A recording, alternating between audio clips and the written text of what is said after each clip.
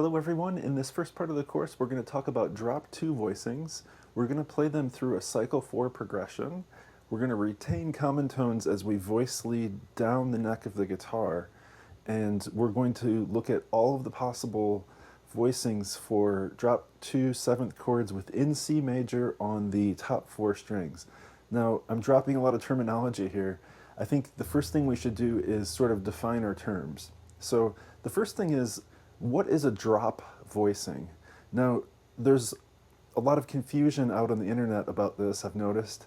It's really not that difficult. The idea is that we're going to drop a given tone down an octave, and we create a certain spacing that we retain as we go through the inversions of a chord. So if we look at what we would call a closed or close voicing for C major 7, this would be 1, 3, 5, 7. Now, this is, of course, derived from a C major scale. 1, 3, 5, 7. And played across 4 strings just so that we can play them as a vertical construction, as a chord. With this as the sort of starting point, if we take a note, say the second note from the top note, or the third note from the top note, or both of those, both of these, we are creating what are called drop voicings. Now in this first section we have drop 2, so we take the second note from the top, the second highest note here. 1, 3, 5, 7, that's our 5th. If we lower this note an octave, we will end up with this voicing. Now, most people don't play it with this string set. It could be played like this, or on the top 4 strings.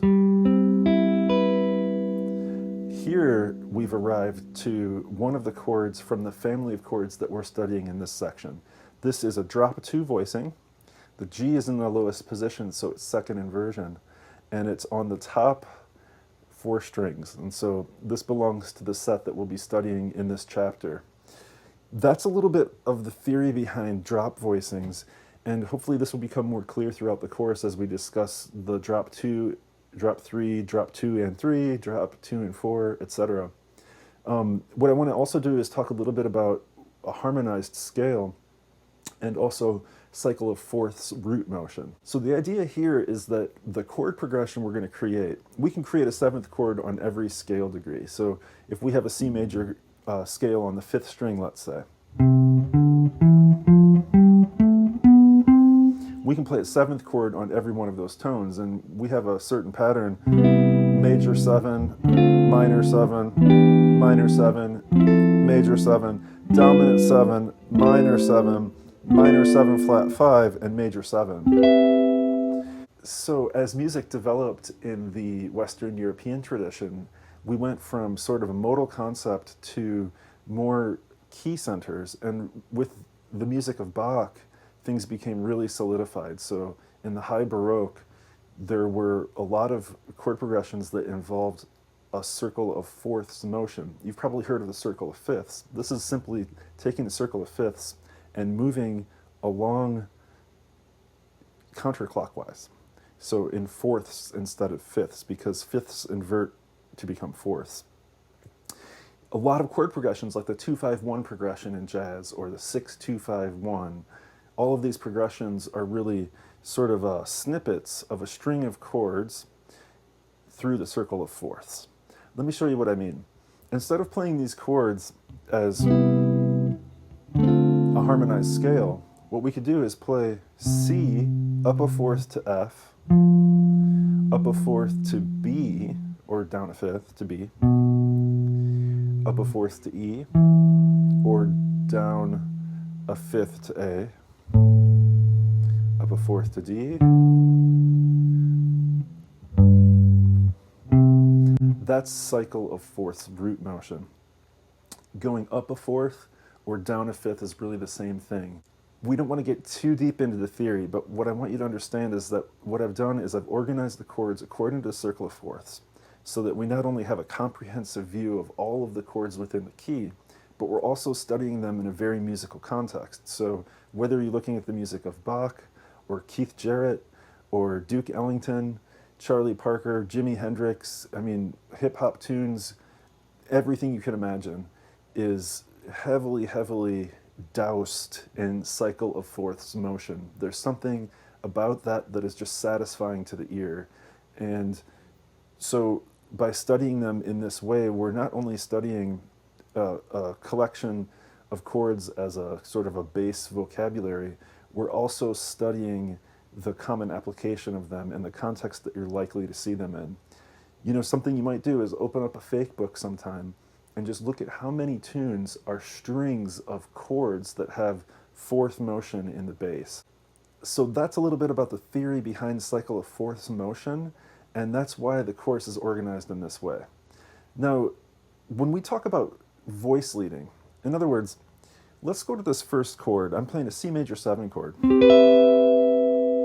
And you'll see the next chord is F major 7, so the root from C to F is up a fourth. You'll notice that two of those tones are the same. We've retained two tones, and that's really good classical voice leading, and that's the best voice leading, whether you're playing piano, guitar, or if you're writing for 4 saxophones or a string quartet. The retention of common tones is what allows for the harmony to feel like it's morphing and not disjointedly leaping. So I've got C major 7, and I've got two notes, the C and the E, the root on the 4th string and the 3rd on the 1st string are going to stay in place. And when I move to this F major 7 over C, those tones become redefined, and now they're the 5th and the major 7th of the chord. Notice that the 5th of C major 7 goes to the root, and the 7th of the C major 7th goes to the 3rd of the F major 7. So that's our first chord motion in our diagram there. So the next chord motion is from F major 7 to B minor 7 flat 5. And that root motion is a little different because it is a fourth from F to B, but it's what we call an augmented fourth. It's a little bit larger fourth and a little bit more dissonant, but that happens to be one of the sort of anomalies of the major scale. From the 4th to the 7th of the scale, we've got an augmented fourth. Unlike the first one, where from C to F, we have what we call a perfect fourth. From F to B, we've got 6 frets, so it's slightly larger, it's augmented. Okay, back to this chord motion. C major 7 to F major 7, F major 7 to B minor 7 flat 5, and again we've retained common tones. Notice that the root and the 3rd of F major 7 become the flat 5 and the flat 7 of B minor 7 flat 5. Now from our B chord, we are going up a fourth to an E chord. We have an E in second inversion, E/B, again, retention of common tones. Then up a fourth to A minor 7, up a fourth to D minor 7, up a fourth to G7, and then we've ended on the second inversion, C major 7/G. Let's hear this one more time with a little less talking.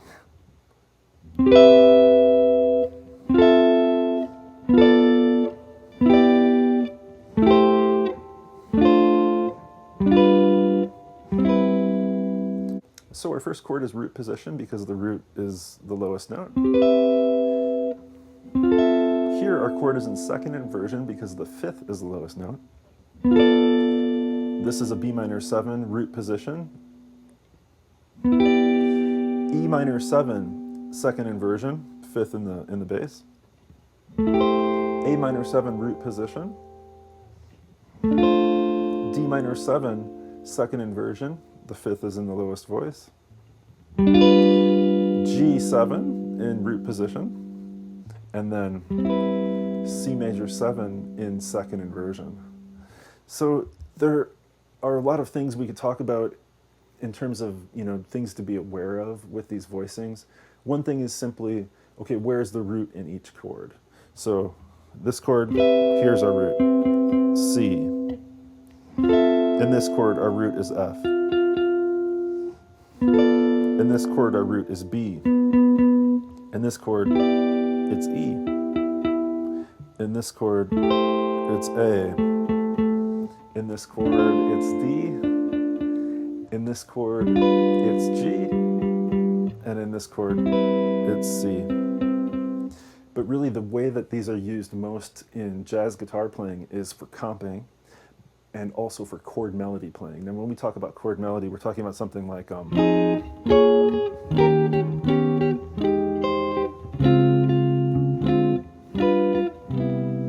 where I play a 7th chord progression with a melody on top, and I'm choosing chords that allow me to satisfy the requirements of the chord symbol that's in the lead sheet, and also have the melody embedded in the chord. And that requires an awareness of what the top note of the chord is. So in a way, although these are inversions, and in order to identify the inversion, we need to know what the lowest note is relative to the chord symbol. In actual application, it's probably more useful to know what the very top note is relative to the chord symbol. So let's go through once and talk about that. C major 7 with a 3rd on top. F major 7 with a 7th on top. B minor 7 with a flat 3 on top. E minor 7 with a flat 7 on top. A minor 7 with a flat 3 on top. D minor 7 with a flat 7 on top.